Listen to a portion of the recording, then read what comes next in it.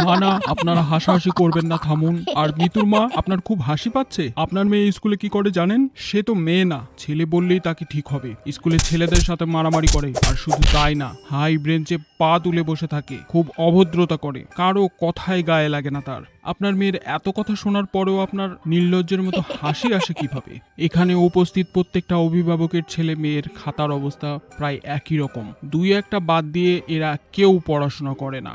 দুদিন পর আপনারাই এসে বলবেন এত টাকা খরচ করে পড়াচ্ছি, স্যারেরা মনে হয় ভালো করে পড়ায় না, রেজাল্ট এত খারাপ কেন? তাই ভুলগুলো ধরিয়ে দেওয়ার দায়িত্ব আমাদের, আর বাড়িতে ঠিকমতো পড়াশোনা করছে কিনা সেটা দেখার দায়িত্ব আপনাদের। এগুলো করার জন্য তোকে স্কুলে পাঠায়, মাথার ঘাম পায়ে ফেলে, এই জন্য কষ্ট করে পড়াচ্ছি তোকে। বারবার বলেছি ভালো করে পড়াশোনা কর, কোনো কথাই তোর গায়ে লাগে না। বল এরকম আর দুষ্টামি করবি বল, আর কোনো দিন যেন তোর স্কুল থেকে এইভাবে আমাদের অপমানিত না হতে হয়। দাঁড়া শয়তানের বাচ্চা দাঁড়া, তোর একদিন কি আজকে আমার একদিন। পড়াশোনা করতে বললে তোর ভালো লাগে না তাই না? দিন দিন তোর পাখনা গজাচ্ছে। ক্যারে স্কুলে যাই তোর পড়াশোনা করবা ভালো লাগে না? স্কুলে যাই তুই গুন্ডামো করা শুরু করেছু। হ্যাঁ, তোর বাপ আজকে আসুক, তোকে আজকে মাইরে আমি শেষ করে ফেলাম।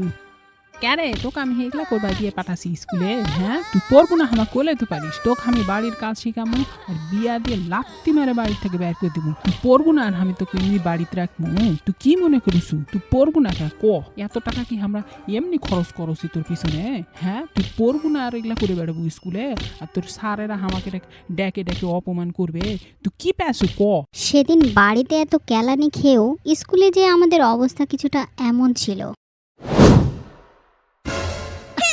আমি তোর ব্যথা বুঝি, তুই কেন বসতে পারছিস না। আমরা বাড়িতে মার খাইছি জন্য দেখ সবাই আমাদের নিয়ে হাসাহাসি করছে। মন খারাপ করিস না দোস্ত, ঠিক হয়ে যাবে। তোদের এত বড় সাহস, আমাদেরকে নিয়ে হাসাহাসি করছিস? আমাকে চিনিস না তোরা? চরম অপমানিত হয়েছিলাম সেদিন ক্লাসে। এরকম আরো মজার মজার ভিডিও পেতে এখনই সাবস্ক্রাইব করুন।